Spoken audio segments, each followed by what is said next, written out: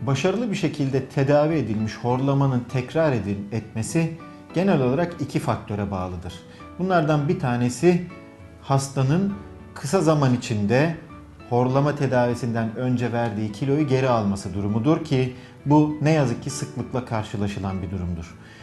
Bu durumun hekim açısından ne yazık ki bir şekilde tedavisi mümkün değil. Burada gene hastaya iş düşüyor. Verdiği kiloları geri aldıktan sonra onları yeniden vermesi gerekiyor. İkinci faktör yaştır. Dolayısıyla zamandır. Hasta kilo almasa bile belli bir yaştan sonra vücuttaki kollajen miktarının azalmasına ya da kollajenin yapısının değişmesine bağlı biz istemesek de dokular yavaş yavaş gevşer, sarkmaya başlar ve bir süre sonra horlamanın tekrar ortaya çıkması mümkündür. Ancak kilo almayan hastalarda bu ikinci faktör uzun dönemde gerçekleşir. Dolayısıyla uzun süre hasta horlamadan yaşamını devam ettirebilir.